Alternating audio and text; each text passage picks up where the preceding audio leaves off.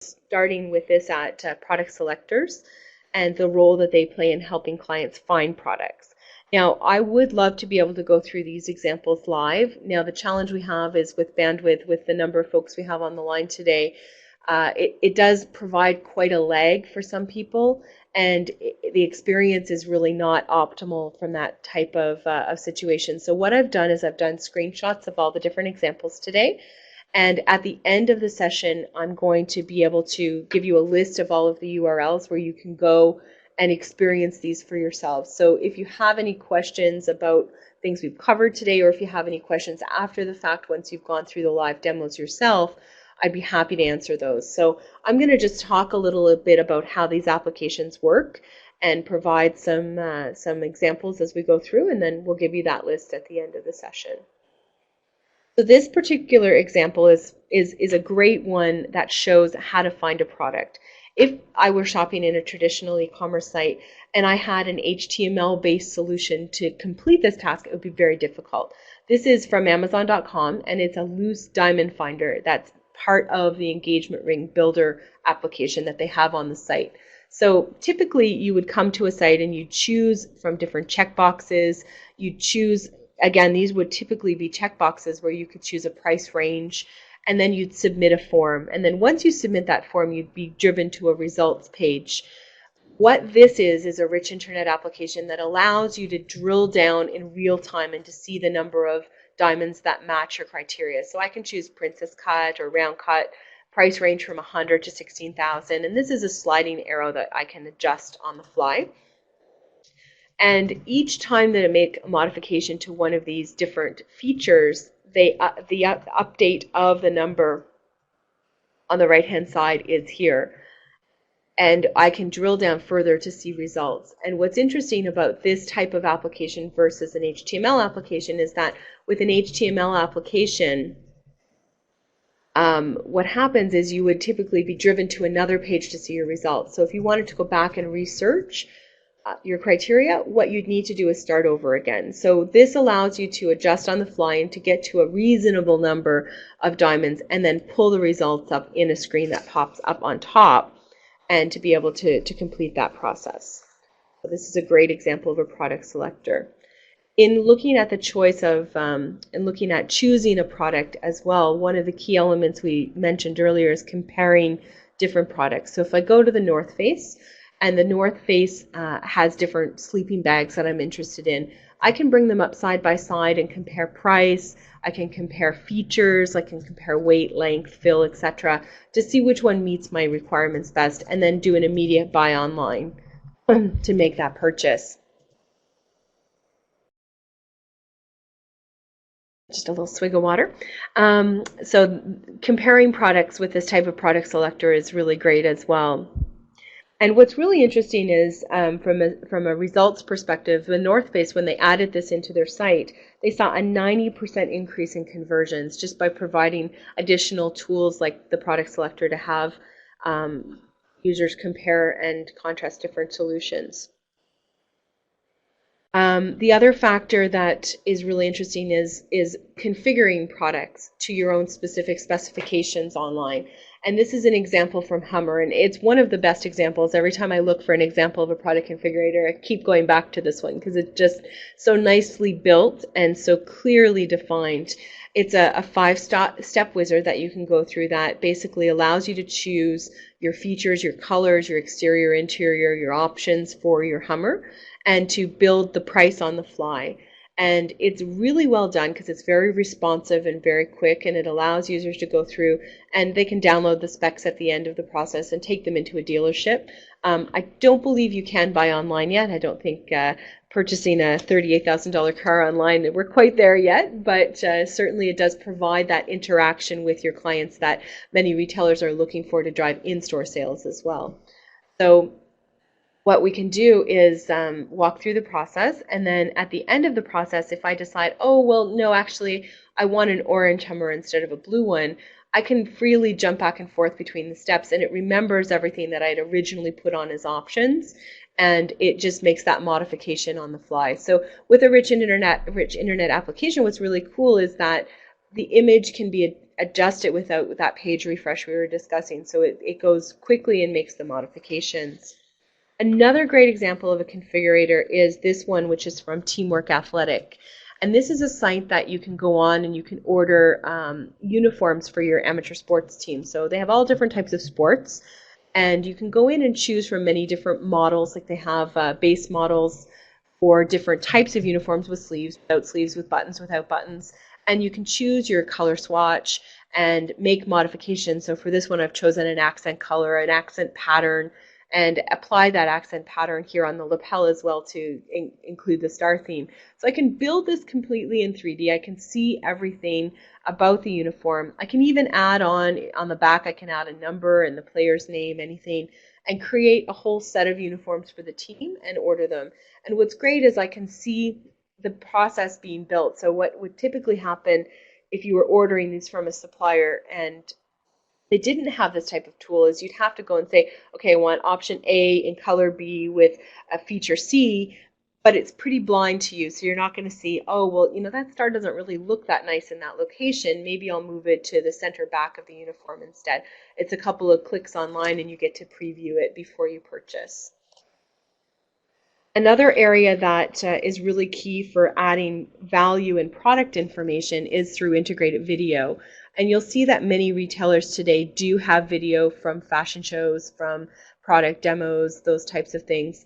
And they have these tools available, but they're not quite sure how to integrate it into their website in order to really change the shopping experience. So this is a video style file that was created by Ralph Lauren for their Black Label collection.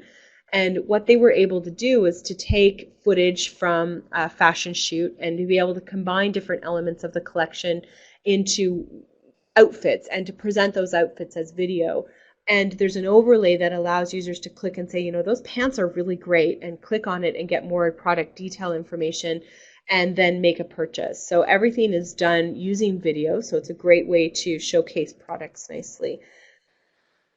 The other thing that's quite neat about integrated video is it doesn't necessarily have to be just for product information.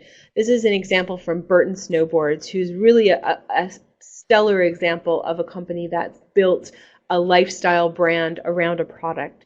And they've done an excellent job of integrating video into the site to make it really a community-oriented site and to make it really sticky. So anyone who's super interested in snowboarding is going to come here and they're going to look at examples of different types of moves. They're going to learn, if they're not quite ready yet, they're going to learn how to ride through videos, and they're able to go and look at all of these and then go purchase the gear that's being used in these demonstrations. So it's a perfect way to create that stickiness to drive users back to the site. And the other element that we're looking at here is we talked about the streamlined shopping cart and the process of purchasing items. So one of the items that's really key for retailers is to look at reducing the number of steps in their shopping cart process. Kind of a shocking figure that one I think anyone in the retail business is very aware of is that 48% of all shoppers abandon the transaction midstream. So it's really important to include both the product information to help them make their selection, as well as to reduce the number of clicks in the purchasing process to avoid them dropping out. So we're looking at a figure of somewhere around 5% of the average clicks from the time that you've chosen your products to the time that you check out. So that's one area that can very easily be streamlined through the use of RIAs because of what we were talking about earlier with the field validation and the data capture that can be streamlined into 1 or 2 screens at the most. So why should you consider rich e-commerce? We looked at some high-level reasons before, but in terms of focus, it's really where many competitors in the market are going. And we're going to look at a couple of other examples of things you can do for your site in order to get up and rolling with rich e-commerce. But the key is it's where your competitors are going for sure. To match the education and the expectations and attitude of shoppers, we've seen a significant change in what shoppers will put up with online, frankly, in terms of the responsiveness of a site, in terms of the information provided, and it's really a different world out there.